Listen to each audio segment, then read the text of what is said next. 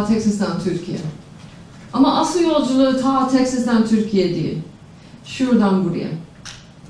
Ailem beni çok sevdi ve inançlı bir hayat vermek istedi. Ama ancak onların bildiği kadar öğretebildiler. Ve onlar İslamiyet bilmiyorlardı, Allah Teala bilmiyorlardı. Dışarıdan huzurlu gözükebilir ama içten de kalbi kırmış olabilir. Bu resimden sonra annem babam boşandı. Yine de Hristiyan olduğum için Rabbim, peygamberler, ahir, kaderi ilgili bir şeyler öğrenmeye başladım. Ama eksik.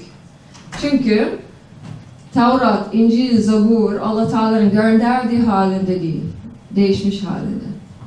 Bir örnek, bir peygamber ilgili bir hikaye varmış. Bu peygamber bir hanım istiyormuş ama hanım evliymiş. Onu alabilmek için bu peygamber onun eşi savaş öncüleri gönderiyor ki örsün hanım alayım diye. Bir peygamber öyle davranabilir mi? Asla öyle davranmaz. Ama maalesef kitaplar değişmiş halinde olduğu için Tevrat, İncil, Zabur peygamberlere karşı öyle bozuk hikayeleri varmış. Noel günü de kutlamazdık. Bir Hristiyan olarak Noel günü kutlamazdık. Neden? Çünkü kitap içinde hala yazıyor, ağaç içinde ruh var olduğuna inanıyorlarmış. Eskiden altın, gümüş takıyorlardı ağaca. Tapıyorlardı. Yani bugünkü Noel ağacı ya da yılbaşı ağacı aynı şey. İlginç olan Türkiye'de böyle bir şey var. Allah korusun deyip yetmiyor. Tahta vurmak var. Hiç sorguladınız mı? Neden? Batıl inanç. İçinde ruh varmış, yardım edecek. Doğum günü de kutlamazdık. Nasıl yani? Amerikalı. Doğum günü kutlamazdı mı? Kutlamazdık. Neden? Çünkü pasta olur, mum konulur, yakılır, dileği tutulur. Dileklerimizi kimi tutmak lazım? Allah. Ama ateş üflüyorsun. Aslında ateş tapma davranış olduğu için babamın kilisede doğum günü kutlamazdık. Cadı bayramı, sevgili günü, say bitmez, batıl inançlı dolu olduğu için bu günlerden korumuş halinde kaldık babamın kilisede. Ama yine de eksikti. Doğru yolu bilmemek veya takip etmemek. Hayat bir fırtına gibidir. Ben de o fırtına yaşadım. Kendimi zulüm ettim. Başka insanların hakları yedim. Kendim için güven uyum sağlamıyordum. Çünkü beni koruyacak İslamiyet yoktu. Beni koruyacak mahremiyet, avrat algısı yoktu. Beni koruyacak namaz yoktu. Yani Amerika düşündüğünüz gibi değil. Bir sabah uyandım, evimin duvarında kocaman bir delik vardı.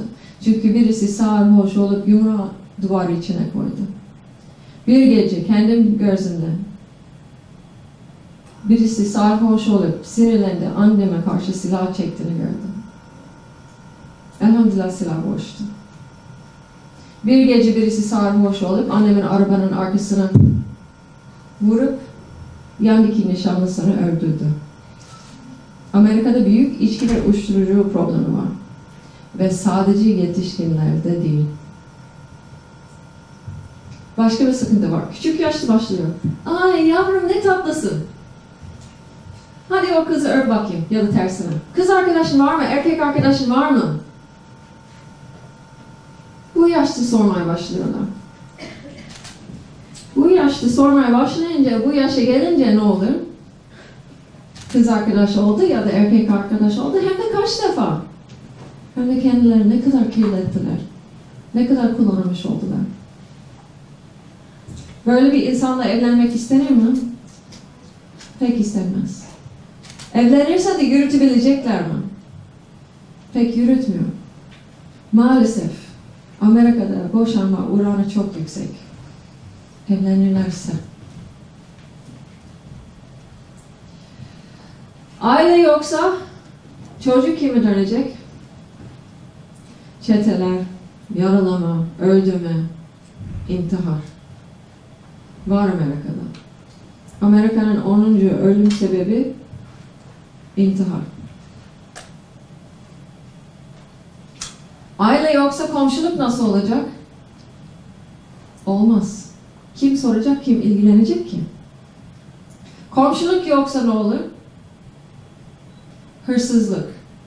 Birbirimize sormayınca, birbirimize ilgilenmeyince hırsızların işleri kolaylaştırıyoruz. Kölelik de var. Hani bitti Amerika'da? Hala var. Şöyle anlatayım. Annem ve ben aynı gün ve aynı üniversiteden mezun olduk. Nasıl oldu? Annem üniversite başladı. Evlendi. Ben dünyaya geldiğimde bıraktı okulu. Ben lisedeyken tekrar başladı. Aynı gün ve aynı üniversiteden mezun olduk. Annem benden daha iyi yaptı. Yüksek lisans da yaptı. Ama bir tuzağa düştü. Eğitim almak için faizli borç aldı. Şimdi 70 yaşa yakın ve çalışmak zorunda. Çünkü hala 60.000 TL'ye kadar borcu var. Faiz kölelik demek. Allah sizleri korusun.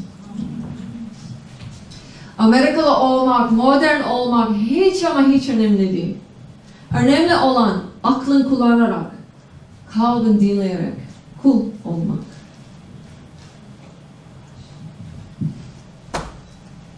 Çok düşünüyordum çünkü dünya değiştirmelisin dediler bizim okul. Hep dünya değiştirmelisin. Etrafına bak ne sıkıntıları var. Bunlar çözmeli. Tamam hazırım dedim. Dünya nasıl değiştireceğim? Doktor olayım, birisinin hayat kurtarayım. Dünya değişti mi? Belki. Avukat olayım, insanların hakları için savaşayım. Ama kanunları bozuksa? Eğitimde cevap bulamadım. Belki kilisede cevap bulurum dedim. Ama hangi kilise? Babamın kilisede kitaba göre yaşamak gerek. Rabbine itaat olmak gerek diyor. Annemin kilisede insanlara iyilik, sevgi, saygı gerek diyor. İkisi de bir iyi tarafı var ama tam bir yol yok. Çok düşünüyordum. Çok soru oluştu aklımda. Kağıda döktüm. 16 yaşındaydım. Annemin rahibine randevu aldım. Gittim rahibeye ve sorularımı sordum. Neden şöyle, neden böyle? Bir cevaplar verdi. Kendi kafasından mı, kiliseden mi, ilahiyattan mı çözemedim. Çünkü kitap açıp bana yeterli delil göstermedi. Tatmin olmadım. Çıktım, artık kiliseye gitmeyeceğim dedim. Ama kiliseye gitmeyince burada bir boşluk kaldı. Kötü rüyalar görüyorum. Güvensizlik var. Bunu unutmak için neler yaptım. Zaten okuyordum, okumaya devam. Spor takımlardaydım. Basketbol, voleybol, koşma. Sporlarım devam. Sanatla uğraşıyordum, şiir yazıyordum, resim çiziyordum. 16 yaşında ehliyet alabilirsin, iş alabilirsin. İkisi de aldım. Gezmeye başladım, çalışmaya da başladım. Ama çözüm değildi. Dua etmeye başladım. Ya Rabbi bana hikmet ver. Hikmet ver. Doğrusu nedir, nerede hikmet ver. 3 sene boyu Ya Rabbi bana hikmet ver. Ondan sonra Allah Teala yardım gönderdi. Türkiye'den gelen İngilizce bilen bir öğrenci. 5 vakit namazı yoktu. Oruç da yoktu.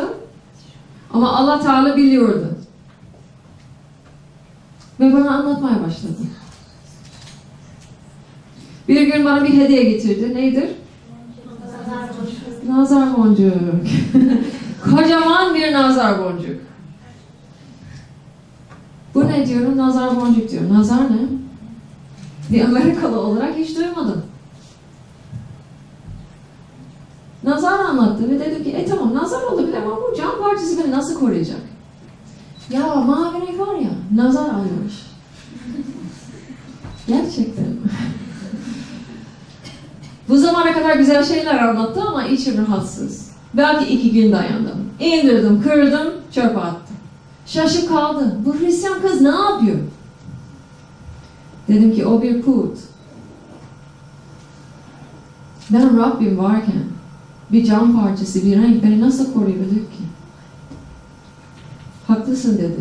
Ve onun hayattan nazar boncuk silindi. Bir hediye daha getirdi. Bu sefer ne? 40 hadis. Evet. İncecik bir kitap. Bu kitap benim üniversitede Müslüman öğrenciler ben doğmadan evvel bizim üniversite kütüphane kurdu. Kütüphane ne kadar önemli. Ve arkadaş bana getirdi ve okumaya başladık. Normalde 2 gün sürmezdi. Yarım saat sürerdi. Ama 2 gece sürdü. Çünkü okuyup geç değil, okuyup anlamak gerekiyordu. Allah kim? İhlas, ihsan bunlar ne? Namaz mı, oruç mu? Öğreniyordum. Meğer 3 sene boyu ya Rabbi bana hikmet ver dua ettim ya. Aradım hikmeti 40 hadis demiş.